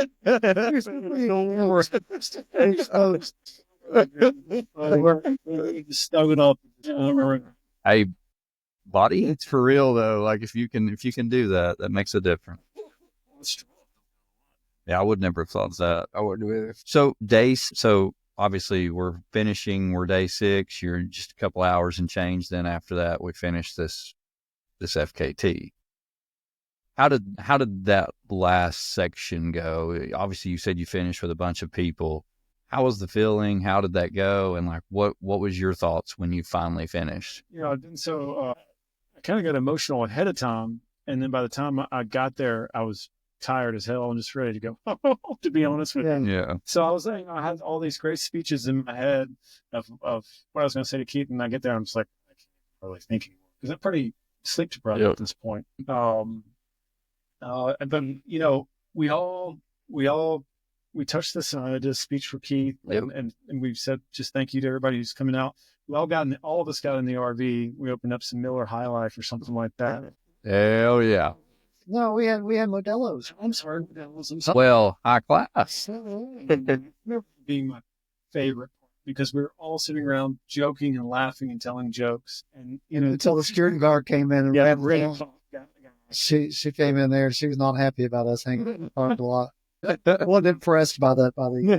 That was the happiest moment because I was like, man, I want to live in this moment for a long time where I can just hang out with my friends and sit and laugh and enjoy their company because I'd wish they'd like end it like a place that we could stay at all together. We all had jobs the next day and had to get up.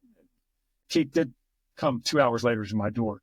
Yeah, I got home because we finished at 2:20 a.m. I finally got home about 4 a.m. Went to sleep, but I had to set an alarm for 7 to get back to John's to clean the RV out and get it back to Lebanon, dump the tanks, fill up the LP, fill up the gas, and return it at 11.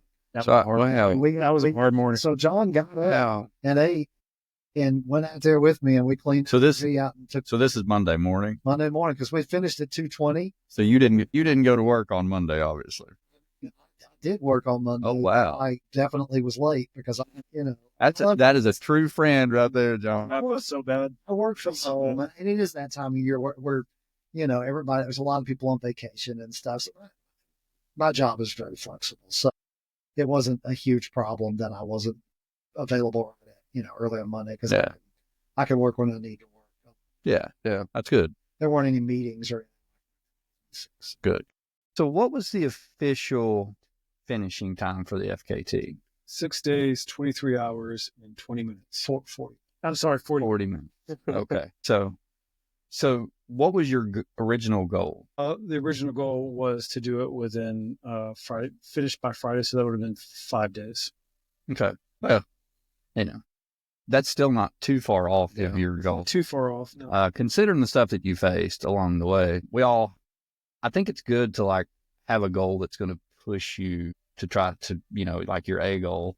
A lot of people don't ever set a B goal. They have an A goal and then they just adjust as they can. Definitely have ABs.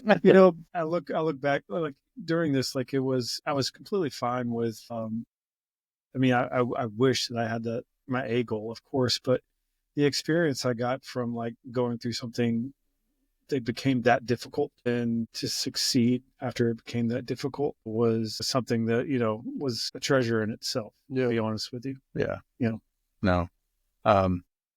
That's definitely, something like that where it's multiple days definitely gives you a whole new perspective on just life in general because you're out there thinking about, that's one of the great things about just long distance running is the amount of time that you get to work through whatever you want to work through in your head. Just like you planned this speech you're going to give at the end, and that, that's cool. And it was probably an amazing speech, but you were just too tired to give it. But, that's such a wonderful thing that you get to do in any type of event like this, and especially an event like this because you're so emotional every day is different. Multiple times a day. Yes. Valleys and peaks, right?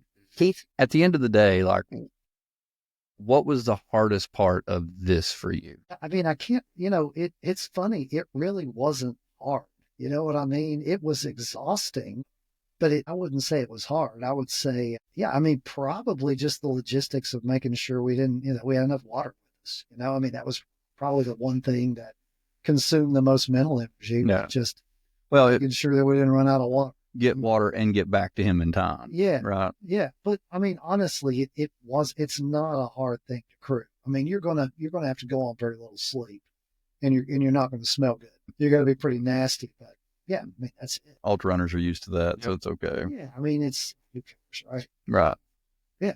So, John, what was the hardest part about that for you, for the FKT? Just overcoming the decision to keep going. Day 5, when you just know you have a long way to go and you have to just suck it up and you're just going to be there for a long time at a slow speed, relatively. That was the hardest part mentally, where I was just because you're every time it's just click, click, click, step, hit, it's coming every time. Just sitting in that for a long time was, and the worry of, is Keith going to be okay? And what we're going to do? Are we going to be able to finish this in time? Yeah. Yeah. This was a worry. Because, there was a time at which I was like, hey, I need to try to find somebody to take over for me late Sunday so I can get this rig back, get it cleaned up and returned and all of that stuff that had to be done. Right. And I kept kind of, reaching out to people and saying, hey, can we find some people to put together, a crew for him to finish it? But then it's, the closer it got, the more it's like, man, I've been with this thing since the beginning. If I take off, I'm going to have this major FOMO for because I didn't finish it, right? Yeah. And I thought, well, if we finish, wee hours in the morning Monday, we can make this work. I've gone this long without sleep. What's another? Yeah. So yeah, it was kind of like and once I told him, I'm like, hey, I'm here to the end. Don't worry about it. I think that really did make a big difference. He's, mainly because he was going to keep his rolling toilet with it. Do you think this is your biggest accomplishment so far in your running a career? I don't know. My favorite race was when I first started running, when I raced an old man at Percy Warner Park, he could run the hills better than me. And I was just starting out. I was naive. He would run the hills because he was a better runner. He could run the hills better than me, but I could run the downhills. And he was so old that he couldn't run the downhills. That was my favorite race I've ever ran. But he beat me. But as far as accomplishment, I don't know, man. But, I mean, I was pretty proud of the time on the Ozark Highlands. Everything kind of clicked off on that one, and it ran pretty smoothly. Except for almost dying. Well, that's at the end. And it was land. I don't know. I don't know if it's, I would have loved to have gotten the AT, of course, but I think I'm too old. So I don't know. I'm proud of it. Yeah, absolutely. You should be. Definitely should be. I mean, you suffered and you went through a lot, and I mean, you ran 44. I mean, you might as well say 450 miles at the end of the day, roughly. I'm sure by the time everything was said and done. I mean, yeah, the mile markers on my GPS, were like on the first day 10 miles ahead. So I was like, okay, we're running more than what's going on here. But usually between stops and bathroom breaks and walking in the woods or doing whatever you need to do, you end up with some extra miles, getting in and out of the areas, and not compared to we're right beside the road. Right beside the road. I'm not taking any big detours. That's good. I didn't make him move too far. Yeah, that's good crewing. Yeah. So it's definitely longer than what it says. Well, huge accomplishment. I know this one meant a lot to you because you didn't get it the first time. And then, interesting backstory is when John did go for this, there was no FKT. John was trying to set the first FKT. He had just said it, actually. He just said it. So. Oh, really? So Philip Parsons set the FKT in September of last year, and John's first attempt was December. Oh, I thought you tried it before he started planning it. About it. He started planning it before. I've been thinking about the Natchez for a very long time. Yes. Yeah. Okay. I didn't realize that he had said it. Yeah. I remember we talked about it one year, the same year we were talking about Ball State. So, okay. But okay, I didn't realize he had said it right before you did it. It was September. But I think, obviously, I think John had been planning it, and we were leading up to it, and he said it kind of. Yeah. Huge accomplishment. Yeah. Congrats to both of you, because, I mean, it took both of you. Yeah. And that's the thing about it. You don't get to do something like that unless you have someone that's a good crew. I mean, it's completely a race team. And I mean, Keith had to wear multiple hats. Yes, he did. Everything from crew chief to cook to the guy that ran and got the water, and also psychiatrist, man, and finding a campground to dump the. I kept remembering. I was listening to a terrorist podcast when you guys interviewed, and she said, "Just I'm the runner." And I was like, "Okay, John, you can't control things because I'm a little bit of." It's hard to do it. Yeah, I mean, that's so much stress to you. So I really, I trust Keith completely. So I tried to do that as much as I could. Yeah. I did a good job for the most part. Well, congratulations, both of you. It's you made it through that, and you're still friends. That says a lot. We're along great. That's it's good. Funny, man. John and I are very similar people, so you would think like we would get on each other's nerves. We really don't. That's great. That's who you want helping you. I mean, you get on my nerves. Well, fair enough. Only when you're shooting him straight, right? So let me ask you both a question, and then Matt, if you have anything you want to ask after this, go right ahead. But we'll ask this separately. But John, at the end of the day, why do you run? What keeps you going? And just like this FKT, everything was going wrong. Your foot was messed up. You had a heat rash. You obviously were not feeling well on day 3, 4. But why do you run? What keeps you going? Take it back to when I was a kid at the Big South Fork, and I remember looking out over near No Business on the John Muir Trail. And I remember thinking, and I've said this before, but I remember thinking of the man who could run through this forest and climb up these walls. And who is that man? Like, I remember, like, what kind of freedom that would be to be able to have the capability to do something like that. And so, to me, running and having strength and being able to climb and run, I've always been about freedom for me. Mm-hmm. There's a freedom there that you just can't get anywhere else. And having that ability it just makes life so much sweeter. So I really enjoyed the freedom of running and the capability that it gives you from a physical standpoint and a mental standpoint. Yeah. I love it. Yeah. Keith? Yeah, I think, it's probably a combination of things. On one side, it's definitely the community. So I absolutely, when I got into trail running, when I joined that Dirtbags trail run, training, I just fell in love with the culture and community that was involved in it, because I had done road races before that, but there's just a different thing when you go to these small trail races. Everyone is just family, really are. It sounds like a cliche, but it's true if you've ever been around it. So I think that part of it hooked me in. But I mean, the other side, I think it's just an ego thing. If I'm being completely honest, like growing up, I was never very athletic. I was never a good, where I grew up, you either had to be good at baseball, basketball, or football. Mm-hmm. I was no good at any of those things. I played a little league baseball. And it was terrible, right? Then we'd play basketball in the driveway, and it was not good. But I was always kind of like having to be thrown in to be in games, because what else we got to do in the country, right? And so I think it was like finding something that I'm pretty good at, right? Especially the longer distance stuff. It's like, okay, I can be competitive at this. And so it's probably just a combination of community and ego. Well, community is a big piece of it. It truly is. The awesome part about that is when you're in ultra running or trail running in general, like generally that community is the same. Yeah. Every race director adds a little bit of different flair or a little different, touch and taste, but for the same aspect of everyone, it's like you have multiple runners going to all of these events. Yeah. And, it's just a huge family and a huge community that just kind of go to different events. And at the end of the day, they all run all of our events. Yeah. Yeah. But they're just awesome, and they're a good community, and they care, and, they always reach out and help. And it's just like you met John and then you started helping him with his races, yeah. Mm-hmm. And that just speaks volumes to race directors, and setting that example of, kindness and openness and wanting to help somebody, to where you say, you know what, this is my crew. This is my family. Like, I want to help. What can I do to help? Yeah. And it's easily pulls you in. And that's what it does. So fun. Those races, how it affects them. It's fun to be part of it. It really is. It's addictive. You get to see them change their lives. Yeah. That's what's really cool. It's like people break down in tears You get to see what they people accomplish, and get up when they're just completely destroyed, and you're able to talk them through an aid station.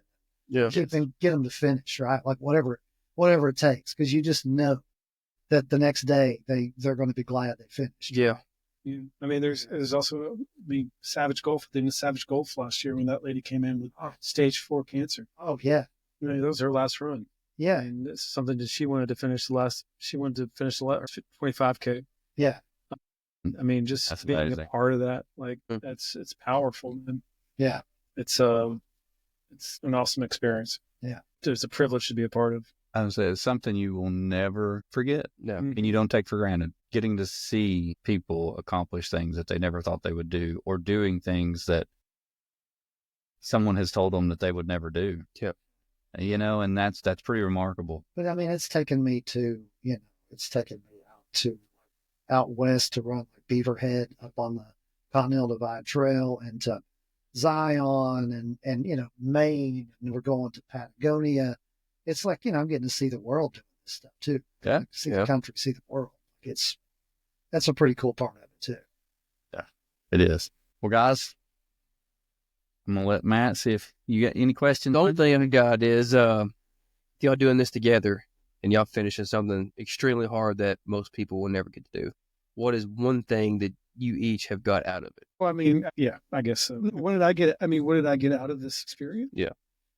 Damn, I got so much out of this experience. I feel like I've been at a spa that's no joke. Like mentally, I feel like I've been at a spa for like 10 days, because I feel just so refreshed from you went through something really deep and really hard, right? You went through this really big experience, and you get to come back. And my wife was even saying it, like, it's a kind of like, it reignites a lot of things. Yeah. And so it brings up, everybody's cheering for you, and then your wife is missing you. And so it just brings up a lot of emotions, and you just feel like there's a sense of accomplishment.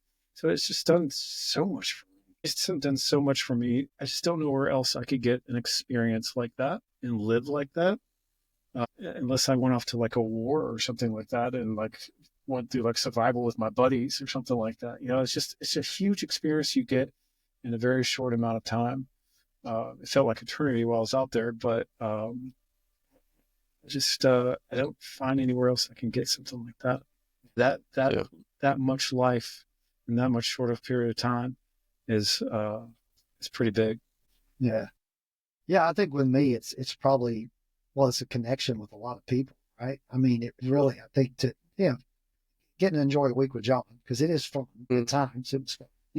But I mean, just I got to know Pete Schreiner a lot better. I got to really hang out and chat with him and connect with him. And, Dan and Marla, I just love them. Got to sit and got to spend a lot of time hanging out and chatting with Tony Gross and Jim Bioffer, just all these people that showed up. Yeah, I got to know John's sister better. So I was just a lot of just hanging out with great people the whole time, right? It's kind of a week long. It was a vacation. It was a week off of work where I got to go see a cool part of the country and hang out with a bunch of people that I enjoyed being around. So, yeah, it was kind of a mini retreat for you guys in a way, Yeah, I kind of looked at it as just a week off work. I worked harder at that than I probably would have anything else, but it was still a vacation. Yeah. Well, and that's the honest truth is like running is hard. That's hard. But crewing for something like that is really harder. It truly is. Like crewing is by far way harder than running for anybody that's ever crewed a 24-hour event or longer. It is hard work. Yeah. Because not only are you worrying about them, you're trying to make sure that you get to the next point to see them, that you take care of them, then you have their food ready, and then you have to be ready for whatever question or whatever issue that they have. And like you are everything, just like you said, you're a psychiatrist, you're a therapist, you're out there, you got him doing yoga, trying to give him drugs, you're taping his feet up. Crewing is hard work, and like, for anybody that's ever going to attempt like your first 100-miler or your first FKT, think about these things, about what they just talked about, because it's really important that you have the right crew with you. You don't want someone that's just going to be like, oh, you don't have anything to prove. You can stop. Like, you don't want anybody like that. You want someone that's going to push you and make you better, that's going to stuff your shirt full of hay and jump on top of you to keep you warm. Like that's it's been there and done it, and knows not to overreact or get too. Yeah, like it's got to be somebody that knows what you're capable of, and I feel like that bar gets set differently for people that have done this kind of stuff and understand that the suffering ends when races. You're going to suffer, and then you don't, and then it's the human body can take so much more than what people think it can take, and he'll just, as long as you have someone there that can help you remember that. Yeah. That's what's important, because if you have someone there that tells you what you're doing is ridiculous or crazy, or you're wasting your time, or you don't have anything left to prove, you can stop whenever you want. That stuff is not helpful. It gives into I remember coming into one like, well, you want to quit? No, you can't tell me that. Yeah. Right. You can't throw that out to me. So, that's important stuff. And you all have a good team, and that's awesome that you were able to help each other. And it was equal parts. Doing a one-man crew job like that, that's hard. Yeah. That is hard. I mean, that's kudos to you, Keith. That's hard to do. You were probably more sleep deprived than he was at one point, I would imagine. But it's the Natchez is special. I will say, nothing not to take away from you, sir, but it's an awesome place to crew. Yeah. Like, it's the crew, like, well, that's good. It's the highway of crewing. It's like no business where you're having to drive like 35, 40 miles to get to Or like the AT, where you're like wondering if the next spot in Maine is going to be open or if you're getting washed out. And we had good mobile coverage the whole time. I mean, there was a section that when we first got into Tennessee, there was probably about the first, 25 miles or so of Tennessee. You don't really have mobile coverage because you're kind of in the hills. Yeah. But aside from that, the rest of it. Right. Well, you all accomplished something pretty huge. Yeah, you did. And John, congratulations, man. That's a pretty solid FKT. I mean, 444 miles, 6 hours and 23 hours. I wish. I'm sorry, 6 days.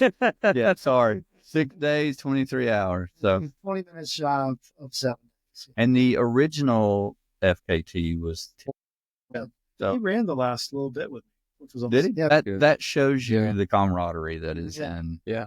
FKTs and ultra running in general. So that's awesome. John, Keith, do you have any questions for us? Make me look good on camera. I can only do so much. We are in test phase with this new setup. You're gonna do filters and stuff. I'm gonna make your beard look like Matt's. Grow it out.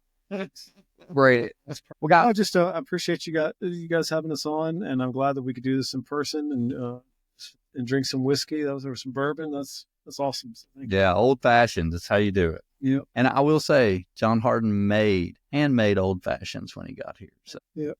Thank you, sir. Yeah, man. But ultimately, thank you all for Yeah. driving three hours to get here. Yep. We both are out in the middle of nowhere, so it's long drives either way. So I appreciate you guys making the trek out here. It's fun. Yeah. Look, I love driving. So I love a road trip. It's good for you while you're recovering. Yep. So Don't have to do anything. So before we end the podcast, one last thing is is the foot truly injured, or do you know yet? So I don't think it is. I'm getting an MRI next week, but more than likely it is not injured. The X-ray came out good, but the fracture won't show up on the X-ray, he said at this point. Just to be sure, because we have a trip coming up to Patagonia here pretty soon. So he's like, let's just make sure that you're okay for that trip. So, yep, going to get an MRI, but I think everything's okay. I mean, it doesn't hurt to walk on it right now. It's still tender to the touch. Yeah, but it is what it is.